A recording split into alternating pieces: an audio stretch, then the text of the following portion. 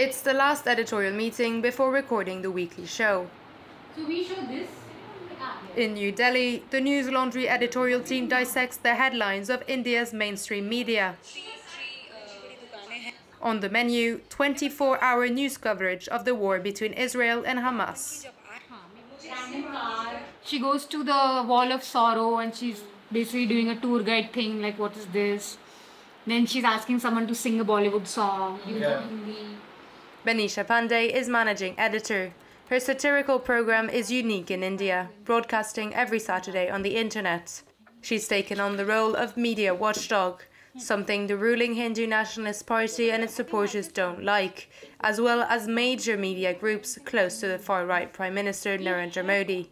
Complaints have already been lodged against several News Laundry journalists. The troubling aspect in India today is that you can really harass a news organization or journalist by just filing case after case, and you see this with a lot of organizations, whether it's News Laundry, we had an income tax survey.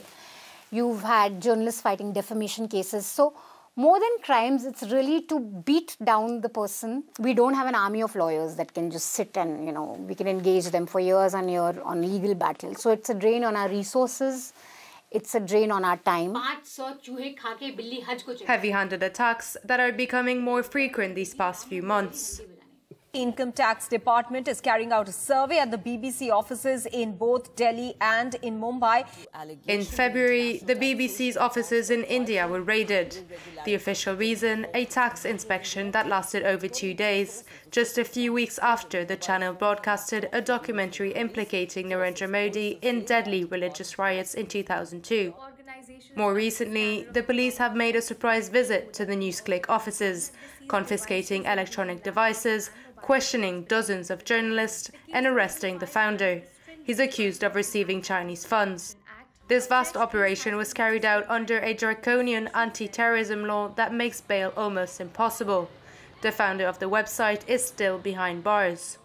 The same day, police forces conducted searches in prominent journalists' homes. Paranjoy Guhatakura is one of them.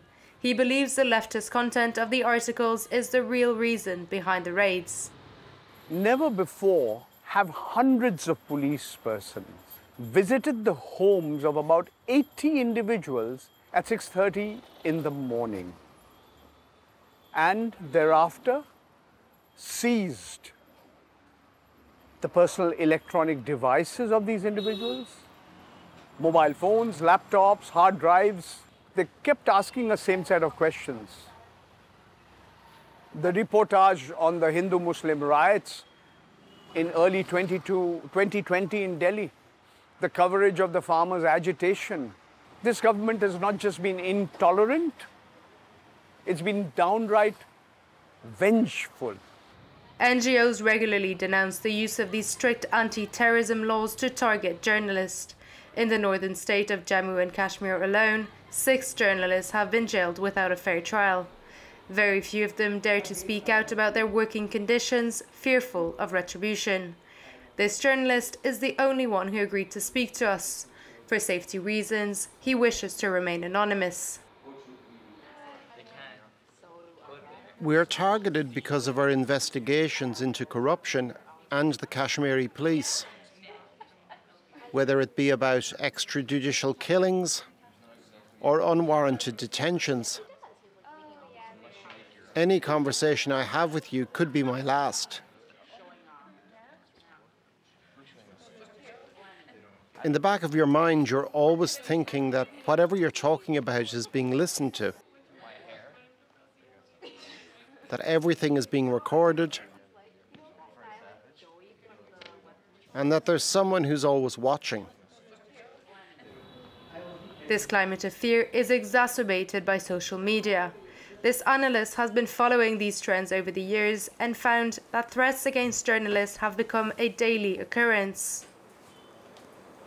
A number of political leaders of the ruling party, they themselves target the journalists or use intemperate language or threatening language against the journalists. Then it's very natural that, activists of the political parties at the grassroots level will be emboldened by it. So that's why the number of attacks have increased.